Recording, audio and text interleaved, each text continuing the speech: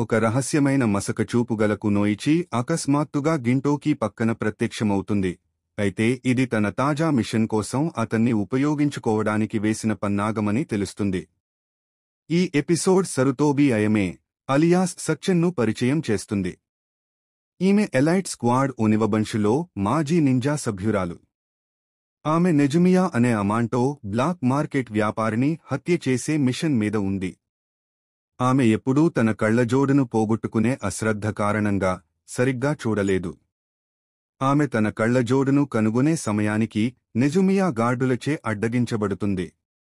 తన ప్రణాళిక విఫలమవడంతో ఆమె అక్కడి నుండి వెళ్ళక తప్పదు. ఆమె తప్పించుకోవడానికి ప్రయత్నిస్తున్నప్పుడు ఒక భవనం పైకప్పు గుండా కింద పడిపోతుంది.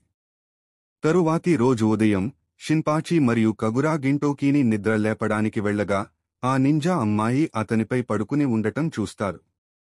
అతని మామూలు హ్యాంగ్ ఓవర్లలో ఒకదాని కారణంగా ఆమెను ఎత్తుకొచ్చాడని, నింజా కాస్ప్లేపై అతనికి వింతైన ఫెటిష్ ఉందని వారు నిందిస్తారు.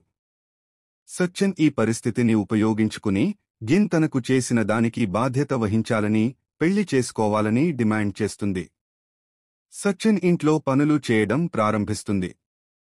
అయితే తన పుడ్డింగ్ను పాడు చేసినందుకు గిన్ ఆమె పట్ల చాలా కఠినంగా వ్యవహరిస్తాడు.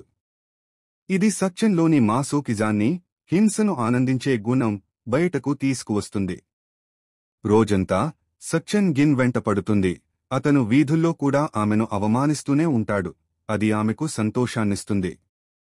అదే రోజు తరువాత సచ్చెన్కు నెజుమియా నుండి కాల్ వస్తుంది.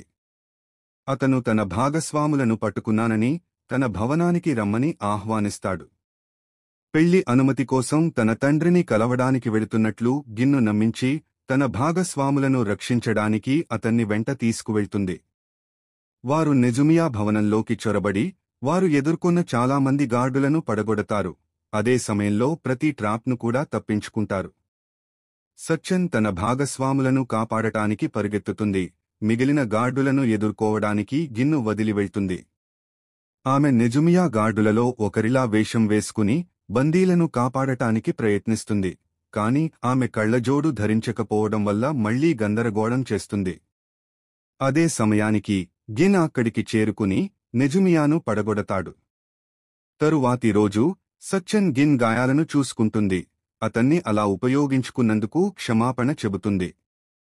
గిన్ ఏమాత్రం పట్టించుకోకుండా వెళ్లిపోతాడు మరియు తనకు మళ్లీ సహాయం అవసరమైతే సరైన పద్ధతిలో యోరోజియా వద్దకు వచ్చి సహాయం అడగాలని ఆమెకు చెబుతాడు.